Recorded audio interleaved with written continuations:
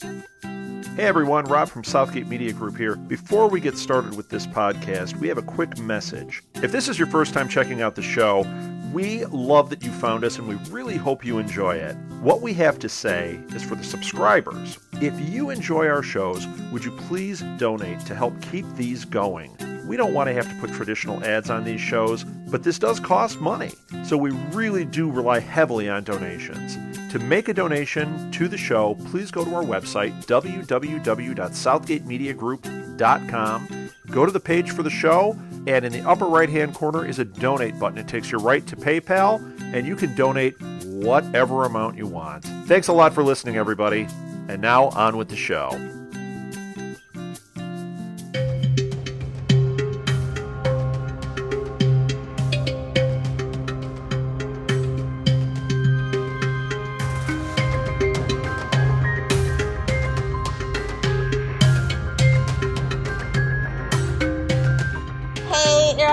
What's up? Welcome back to another installment of Queen Consolidated. Sorry we're a little behind, but hopefully with the hiatus we get a little rejuvenated and on the ball. And a few less hours, so it makes it easier to record. I'm Lilith, and of course joining me as always is the wonderful Kelly. Hey. Oh, we got two hey-heys. This might be okay this week. Or this might be a scathing hate letter. I don't know yet. We're talking about episode 318, Public Enemy. We literally pick up mere seconds after last week's episode ended. I'm usually not a fan of this, but we did get some cool stuff, and we'll get there after the synopsis. During an attack on the mayor's office, Ray is critically injured. Felicity is pleasantly surprised when her mother, Donna Smoke, shows up at the hospital to offer her support. Pleasantly surprised. With the SCPD out in full force looking for the assailant, Oliver and his team work hard to stay one step ahead of the police to find the man responsible. However, things come to a head when Ra's al Ghul kidnaps Captain Lance. This episode was written by Mark Guggenheim and Wendy Merkel. I was absolutely shocked. I had no clue. I like these two. I love these two. This episode was also directed by Dwight Little. His name sounded really familiar, and I was too lazy to Google Schmoogle, so I'm just going to do that right now. I wonder if he's related to Richard Little. Or Stuart Little. Yeah. Well, Richard Little was a comedian back in the 70s. Oh, I know who that is. Yeah. He used to be on a couple of those old 80s shows. Mm-hmm. You got it. With the bad suit and the mullet. Mm-hmm. I know exactly what you're talking about. That describes like 90% of America in the 80s. Male America, anyway. So yeah, I guess this is his first time directing. I'm usually really surprised when we get new directors so far into a new season. But anyway, we'll get there eventually, maybe. We had Brandon Roth as Ray Palmer. Matt Nable, again, as Ra's al Ghul, as Kelly has now coined the term. Yes. Selena Jade, the wonderful and lovely Selena Jade as May. Yes. Katrina Law as Nysa al Ghul. Carl Yoon as sexy Masao Yamashiro. Riley Fukushima as Tetsu Yamashiro. And the real MVP of this episode, Charlotte Ross's dress, the yellow one. Yes. Mama Smoke, aka Donna Smoke. Smoking. Literally. Only Diggle wasn't married to Lila with a kid. I would ship it so hard. That could have been fun. Really fun. Just saying. They missed an opportunity. Let's see. So yeah, like I said earlier, this episode picks up right after the week before's episode. We see Matsuo in the form of Arrow, making sure that Quentin saw him, shoot the mayor, and shoot Ray Palmer. Would that be Massaro? Ooh, I like it. There you go. So this week, Oliver and Team Arrow had a lot on their hands. Ra's al Ghul's like, yo, you're gonna come do what I said you're gonna come do. I'm not seducing you anymore. This is straight up brute force now. So we see the episode opening with Ray taking an arrow to the chest for Felicity. I didn't really see it that way. I saw him push out of the way, but I don't know, like, I just didn't take it that way, I guess. Because as much as I like to say filet, I am honestly not feeling that relationship anymore. They kind of let it fizzle, and now it doesn't feel believable for me. Well, yeah. Well, and she says as much. Well, that comes much later. Yeah. Yeah, but you're reading it right. Yeah, you think Yes, that's the point yes. of it? Okay. Yeah, that was totally the point of it. Okay. Totally. I'm glad. So Captain Lance is like, I'm gonna have to like put out an APB for the Arrow. We're gonna have to lock this guy up. He's killing people left and right. I was wrong. I'm back on my task force from season 1. Wait a minute. Is he being like bipolar or what? I wanted to. If you guys are familiar with Family Guy, I feel like they should have stole that title back to the pilot because everything feels so season 1 in a bad way at this point. At that point, yeah, definitely. Yeah, I'm kind of disappointed with the direction of Quentin. Like, why would you use Paul Blackthorne like this? Yeah, he's like right now he's being Paper Lance. Very 2-dimensional. I like it. It's just like Paper Mario, Exactly. So yeah, like Team Arrow is like suiting up. Well, 3/4 of Team Arrow anyway. Roy and Laurel get to suit up. Diggle gets to, I don't know, stand around with his arms folded and pretend to be calling shots. Twiddle his thumbs. Yeah, this was crazy though because basically the whole second act of Arrow was an action sequence. Mm-hmm. Like, really? Talk about your thin plots, man. And no Diggle. I'm saying. Yeah. I mean, as much as I love James Bamford and his team in the work for action, you can't have empty action. Like, that's a season 1, early season 2 thing. Like, people just come to expect more. Like, a whole, seriously, a whole act of action sequences. Like, write a damn plot, please. Yeah. Yeah. And get the man a suit. I don't know what we're gonna do with Diggle in season 4 now, but we'll get to that. With Captain Lance in the background in recent weeks, I guess it was nice to see Paul Blackthorne in the forefront, even if the character he's portraying is being a total butt munch. Yeah, well, and you notice he didn't have a heart attack. Yeah, a mysterious cardiac event is gone. Maybe he took a dip in the Lazarus pit. Maybe Roz brought a little something for him. That could be. That's the scene on the cutting room floor. We get a lot of those, like, really important scenes end up on the cutting room floor in lieu of for action. Honestly, if you have the DVDs, you know what I'm saying. Yeah. Which ticks me off, and usually it affects Laurel the most. Just saying. I'm in a preachy mood today. My soapbox is in full force. Uh-oh, look out. So, like, really early on, basically, Captain Lance gets kidnapped by Ra's al Ghul and says, hey, you don't see what's right in front of you, like what we've been screaming forever? He basically tells Quentin everything the audience has been yelling at him for 2.5 seasons now. Almost 3/4 of a season, honestly. So, he just looks so devastated. Yeah. It's like, okay, dude, wait a minute. Well, okay. There's an issue I've got with this. Good. Okay. Too. Yes. Yes. Well, and it goes as the episode goes on. Okay, here he's told that Oliver is the Arrow, right? Mm-hmm. So later someone else turns themselves in, claiming to be the Arrow. Way too small to be the Arrow, and he already knows that Roy. Exactly. Oh, I think it's for the media purposes. Like, I think that's going to be the point of that, where it kind of swells into something bigger than Captain Lance. Like, he comes to a sense, but it's too late. What he set in motion, it becomes its own beast. And Roy might have to, take the needle or something. Yeah, and you did notice that the change of Iron Heights prison uniforms has filtered over from the Flash to Arrow now. I totally did, though. Even on the one watch, I was like, wait a minute. Yeah. Those were the ones from last week's episode, Trickster. I know. I was like, wait. Well, good thing they're recycling, so we can put more budgets into special effects and hopefully. Well, and it's nice to keep it consistent too, because eventually, there's going to be a shank fight, and so. between our Flaro people in prison and That would be so awesome. Since we're done with Suicide Squad for the foreseeable future, yeah, let's just have a prison break. Ship Squad. Ship Squad, oh my god.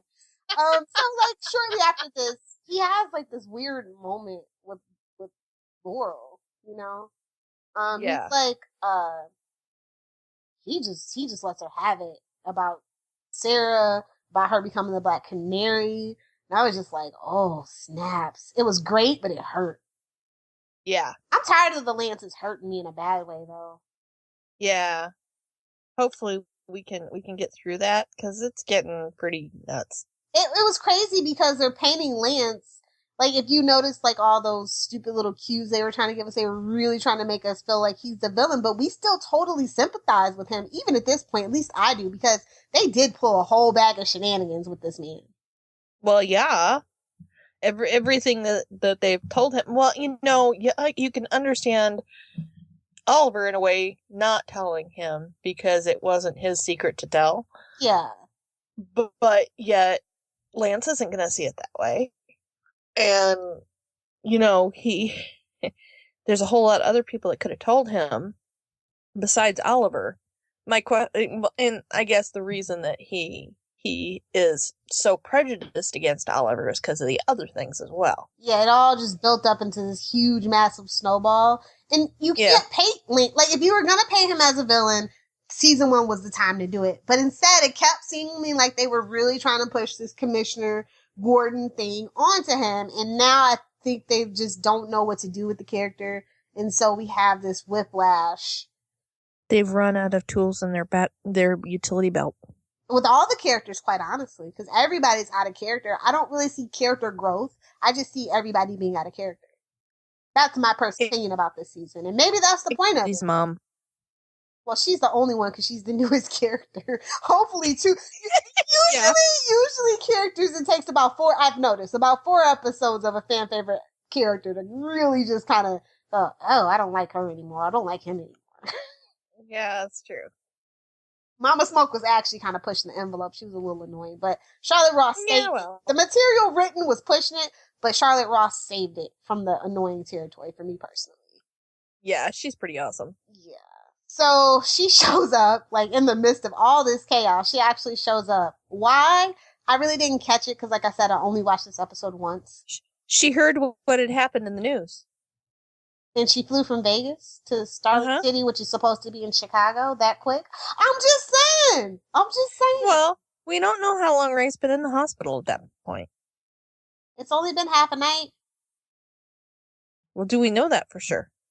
Yeah. It would have hit the national news, though. Yeah, it would have. But I'm just saying, technically Starling City's somewhere near Chicago and Las Vegas. Vegas never sleeps. I know it doesn't. I live there, but it's just weird. She's a cocktail waitress. Like, she's just going to pick up and leave good tips? Like, I don't know. It was weird. It felt a little forced for me, but anyway. Yeah. She shows up in the banana dress. Yeah. That totally looks like Vegas Square, by the way. If you go on the strip, you see the little shops. That totally looks like one of the dresses in the window. A gownless evening strap? Yeah, that's about right. If you only knew, Kelly. the things I saw there, girl. I've been to SDCC. I know. But anyway, so Ray's apparently in the hospital for man pain, and he sustained a deadly blood clot in his brain.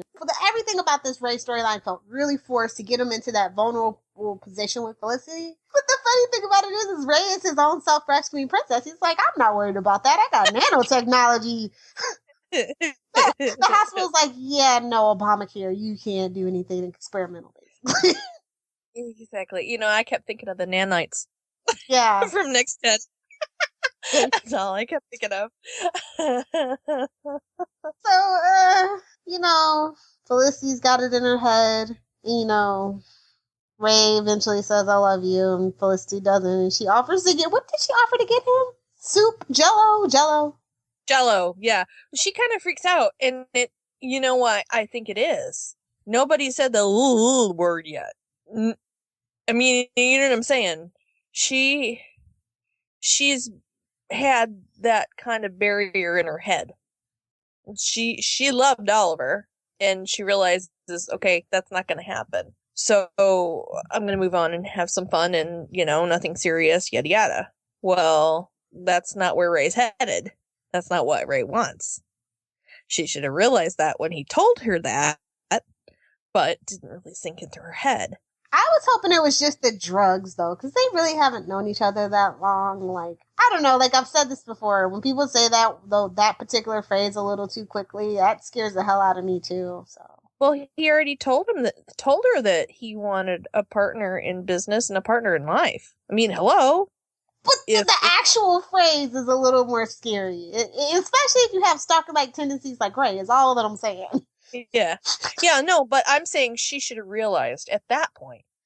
If that wasn't the type of... Yeah, well, she's kind of oblivious, I know. But if that was the kind of relationship that... Not the kind of relationship that she wanted. It is. It's just not with Ray. I mean, I'll take him. If he wasn't so stalkery, I would be the first in line, honest to goodness. I really would. He's the antithesis to Oliver in every single way. He's even taller. He's tall, dark, and handsome in the classical kind of way. So exactly. That's just me personally. Like I said, get rid of the stalkery personality trait, and he's perfect. Literally. Exactly. Exactly. Well, Mama Smoke will always take him off her hands, I'm down for that too. Anyway, speaking of Mama Smoke, she gave Felicity some good motherly advice, and she's like, "Well, duh, you're in love with Oliver." Yeah, exactly. I like that they're still developing this relationship. I find their chemistry to be amazing, and they even mentioned her father, and I'm like, okay, you're gonna have to stop teasing me about this. What else happens in this episode? It feels like nothing really much happened besides the chase and the Ray thing. Like, they finally get a hold of Oliver. He after he learns that Oliver is the Arrow, he puts a warrant out for Oliver, and Team Arrow's like, do you have a plan? And he's like, yeah, I'm gonna turn myself in. Yeah. That's what he does. And then Roy, who still feels man guilt from killing the police officers when he was in a Mirakuru drug-induced berserker rage, feels like he should take the fall because he actually deserves to be in jail because he did that even though he wasn't in his right mind. And, so he decides, well, he'll put on the suit and he'll get arrested too. Brilliant plan. Yeah. That's kind of where we end the episode, right? Yeah, pretty much. I mean, like I said, I just feel like nothing much happened. Like, it was tons of action, but it was just not even a standalone episode. It's the worst kind of episode. It was a straight up filler episode. Well, I was kind of surprised they went with the actually, arresting Oliver. I thought they'd let that drag on a while.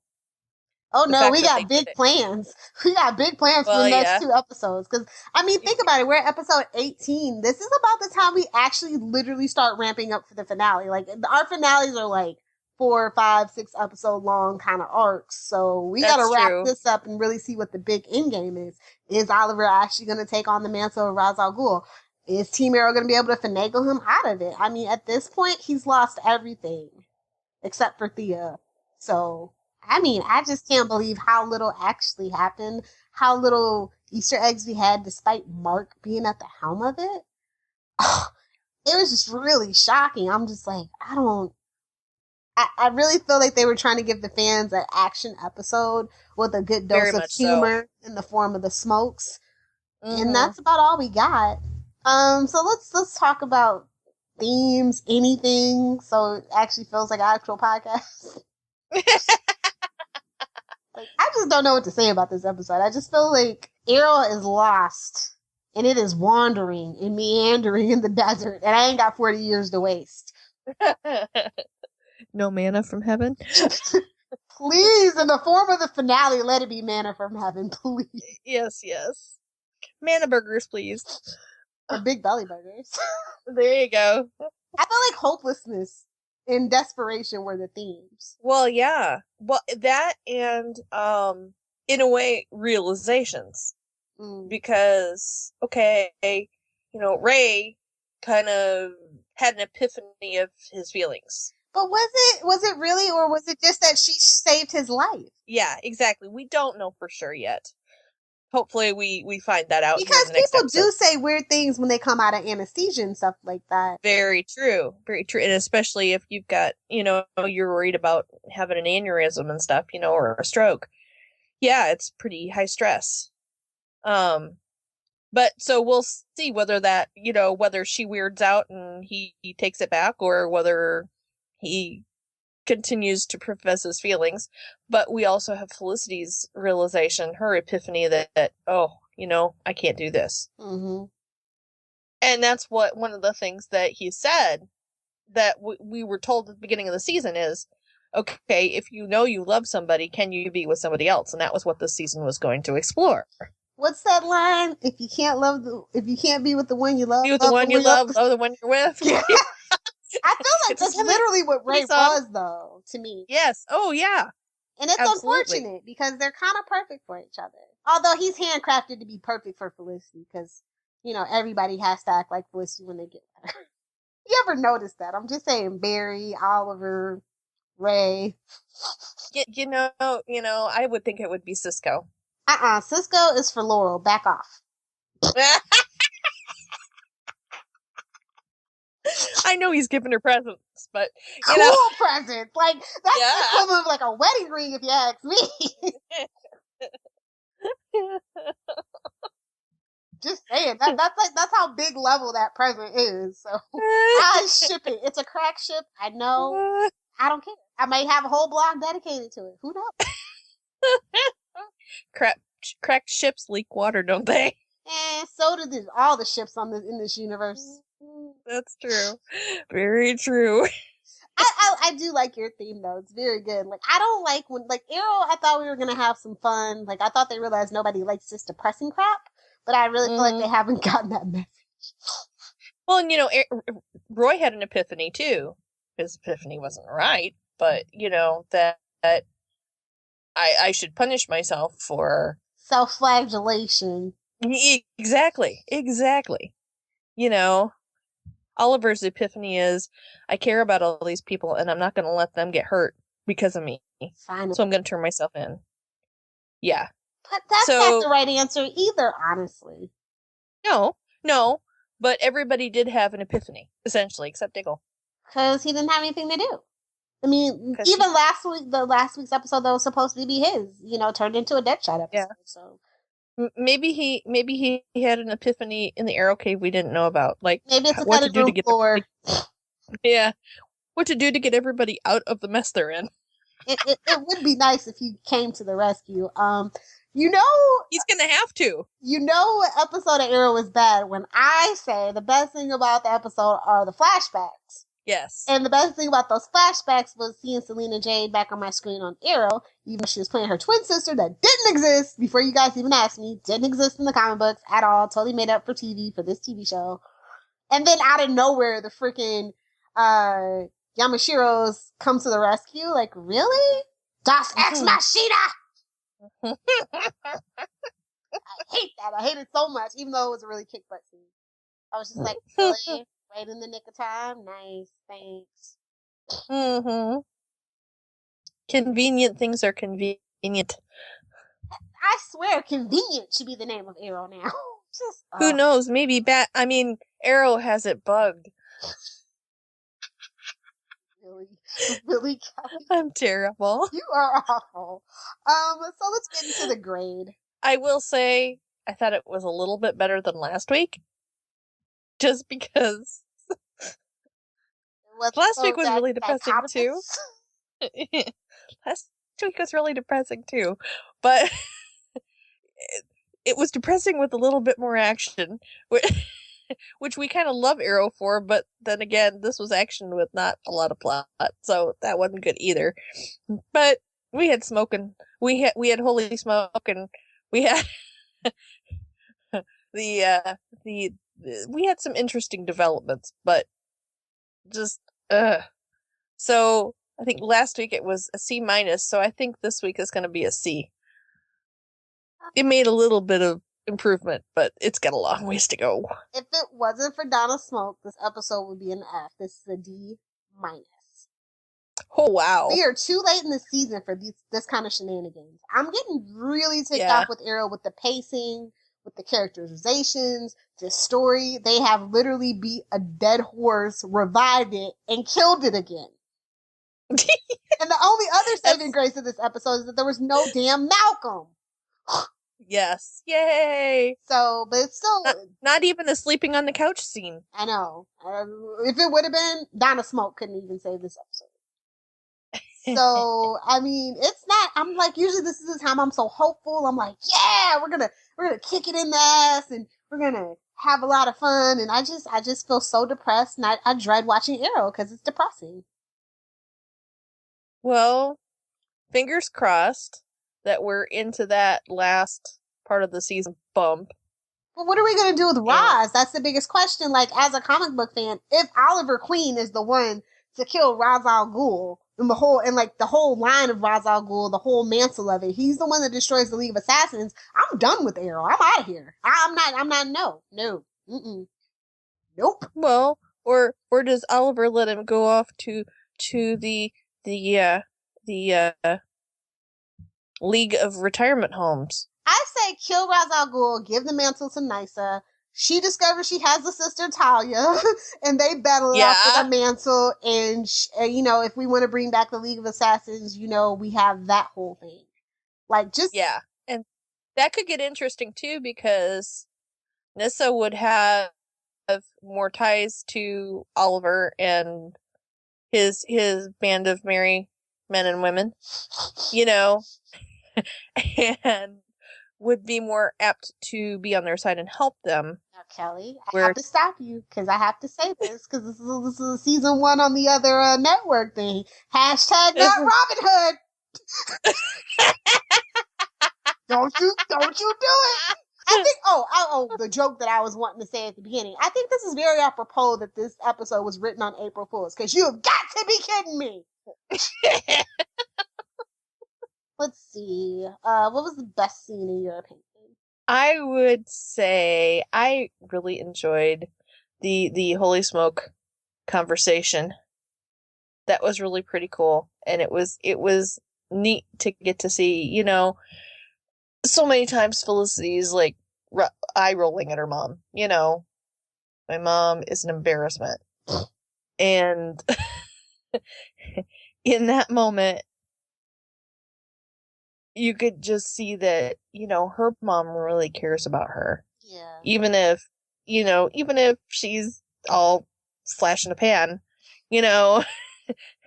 Wrong show, Kelly. Wrong show for that show. I don't think she's a flash in the pan. I think she's one of those mothers who have those very gifted children and they take after the other parent, and it's just frustrating. Don't know what to do with them. Yeah, but then at the same time, you're so proud, and you don't have anything in common. Do you know what I mean? Yeah. So it's hard. Well, and her mom lives in a totally different world. Yeah. Although I think Felicity used to live it up in that world just a little bit. I'd like to see a flashback of that. Because she does dress like her mom every now and then. I'm just saying. I'd love to see her get kicked out of the casino for card counting. Not even card counting, like rigging the slot machines or something. That too. That would be funny. Oh, she did go to MIT, so. Exactly. I'd love to see her rig a claw machine too. That would be funny. I've done that. Do you know how you do that? No, I don't. You just get the key and walk in and hope while nobody's looking. They sell them online and they're universal. I mean, I might have to edit that out or maybe not. Oh my goodness, that's crazy. I was a bad child, Kelly. I'm sorry. I have skills from a misspent youth, let me tell you. Anyway, I think my favorite scene has to be the scene between Laurel and Captain Lance, but also Thea and Roy, because their stories have so many parallels now, which just makes their relationship so much more meaningful and deeper. And I was just like, why would you do this to me just when the relationship was getting back on track? Damn you, Mark Guggenheim. Damn you. I'm saying Thea's the best thing about Roy. Roy has really come a long way in this season. Yes. It's the best thing about season 3, which is like, at the end of season 2, no way would anybody have ever expected me to say that about Roy this season. Thea did the exact same thing. Mm-hmm. She gave Nyssa the blade and said, "Here you go, have at me." That's what Roy has just done to Captain Lance. Here you go, have at me. So we'll see how much he really hates Team Arrow. I mean, is it just Oliver? Or is it the whole team? Do you know what I mean? Yeah. Oh, yeah. Because he could go after all of them easily. Oh, so I'm just gonna jump to my favorite moment. I'm sorry. Mm-hmm. It's where Team Arrow shows up to the precinct to see Oliver, and he goes, "Of course it would be you 3." And then he looks at Diggle like, "Who the hell is that black guy?" That was hilarious. Oh my god, what was your favorite moment? I think that's probably one of mine too, because I thought kind of the same thing. Like, wait a minute, how do you not know? You know why it is? It's because he's not wearing a mask. Wait, he wasn't wearing his brown leather jacket, was he? I don't think he was in that particular scene. I'll have to find my screen caps. That brown leather coat, it's got its use. It's time to retire it. Yes. Anyway, let's get over to favorite lines. I thought the dialogue was actually pretty dang good, although we had very little of it, it felt like. Yeah, I agree with you. It just felt like it was here, it was there, but it wasn't substantive, I guess. Yeah, it was all style and no substance. I will give you that. Yeah, it was fluff. It wasn't even like nice little fluff balls. It was straight up cotton candy. Depressing though, most of it. I don't know. I think I'll give Ray. He was the funniest one, despite being in the most serious predicament. Where's that quote about the nanotech? Ray. So you're saying basically that if I have the surgery now, that I could die, and if we wait and the clots move, then I could die. Well, what if I told you that I invented a bunch of teeny tiny robots that are capable of entering my bloodstream, traveling to a clot, and shrinking it, all without damaging my brain or any other organ in my body? Doctor, I'd say you need a psyche valve. Pretty bad when the doctor gets the zinger. Definitely my favorite quote of the night. Yeah, that was pretty awesome. That was really pretty awesome. Anything else stick out to you? Been too long since I've seen it to remember, quite frankly. It's been almost a week. Shh. Okay, we'll just have I agree. I did watch it more than once, though. You're better than me, Kelly. I told you, Arrow, I want to love this show again, but they make it so hard on me. Like, I had the aha epiphany moment with, last week's episode of The Tricksters. I apologize to the writer's room, but I'm not apologizing to the Arrow writer's room just yet. They got to earn that.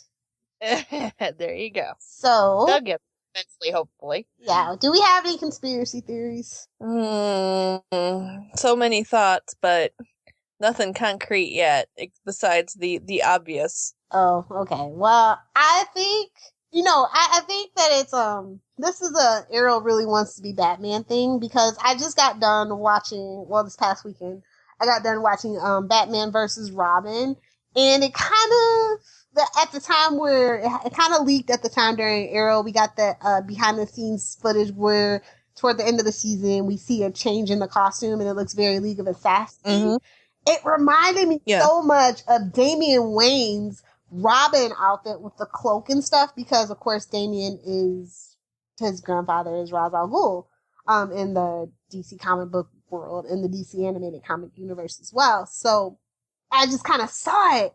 And I was just like, wow, because it even had the little grappling hook, things on the sleeves, and the way the hood's draped and everything. It's got kind of a cloak behind it. And, one of Robin's main colors are green. And it was just like, wow, I wonder if that was inspiration for it. I will say that I do love the costume designers on both shows.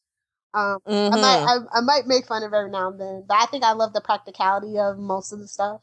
So I don't know. I just thought. I don't know if that's a conspiracy theory. It's just kind of I noticed it. There were no Easter eggs besides Channel 52, maybe. So, yeah, that's about it. That's all I have to say. Arrow returns April 14th? No, 15th. Yeah.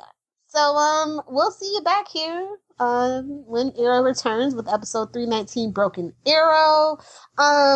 If you want the Flare universe to make sense, you might want to wait until the Flash comes back and watch 118 before you watch 318, because we are now completely out of sync with the Flash. Yeah. That's fun. Just a fun fact, just to fill out the podcast. We just started filming the season finale today, which is yesterday, April 7th. So, Flash started filming ahead. They had to. Yeah. Because they're going first. That's true. Well, no, they were supposed to go first, and so that's how their scheduling production was. You know what I mean? Gotcha. Yeah. But now they're going last because we're out of sync now. And I don't think it was intentional. They just were trying to get a good lead in for iZombie is what actually ended up happening. Because we weren't supposed to have these other 2-week breaks. Like, that was something that they just kind of came up with off the top of their heads. So gotcha. Yeah, because I know certain people had to go back to Vancouver. So it's kind of a hot mess. And I don't know how we're gonna fix all of this. I guess I'm just gonna do this. We are changing our Tumblr address because the Flash podcast wants it, and I decided to not be a bitch and give it to them. Believe me, I wanted to, but I'm actually a nice person, aren't I, Kelly? Yes, you are. So there will be having the flashpodcast.tumblr.com address, and we will now be known as that flashpodcast.tumblr.com. Effects will take place this weekend of April 11th. So if you don't have a Tumblr, maybe this is the perfect time to join Tumblr and come follow us. So I will tweet that out for you guys. You can find us at QC_SMG pod. Our email is queenconsolidated.smg@gmail.com. Send us in questions. I'm going to start back up with the giveaways of the tie-ins and the regular Green Arrow title. I just got in some really cool stuff for the Arrow File Dossiers and Arrow Vengeance, which is a tie-in novel that came out around last November. So tons of cool stuff to give away. More as that story develops. Definitely follow us on Tumblr if you are interested in winning prizes. Where can they find you, Kelly? Oh, you can find me everywhere. Twitter, Tumblr, Instagram, you name it. At SuperSquint. That's SuperSquint. I also write for voiceoftv.com. And you can hear me on Before the Bat with Phil and Tyler, as well as the Flashpoint podcast with the lovely Miss Lilith.